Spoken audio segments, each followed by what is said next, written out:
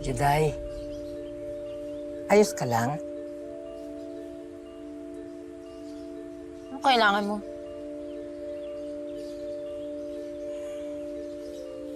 Hindi naman ako nandito para husgahan ka. Katunayan, gusto kong malaman mo na nauunawaan ko yung pinagdadaanan mo. Ano kailangan mo?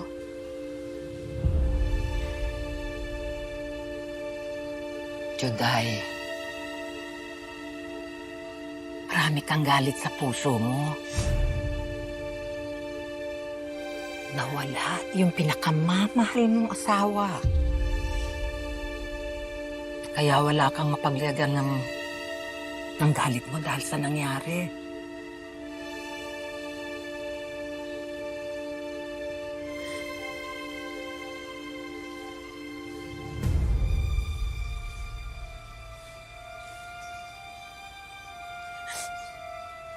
Kung matanggap.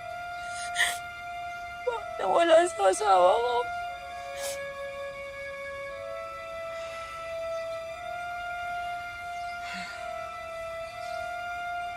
Kung meron man dapat sisihin sa nangyari,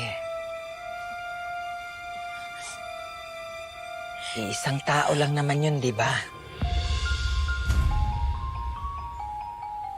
Ayoko sanang sabihin, pero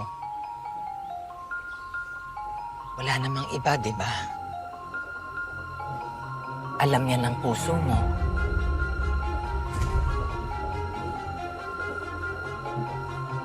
Si Rambo.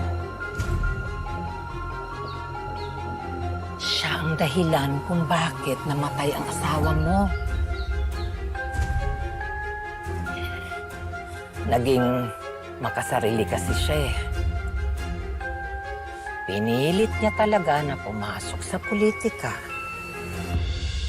Kahit na ayaw mo. Kahit na alam niyang magulo.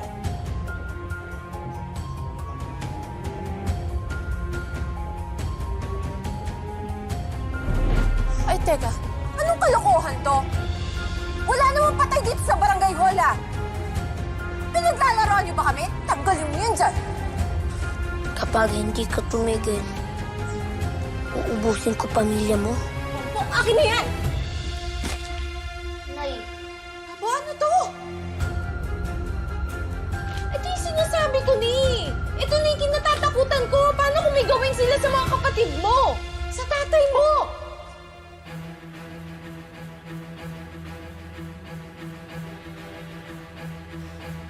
Si Rambo.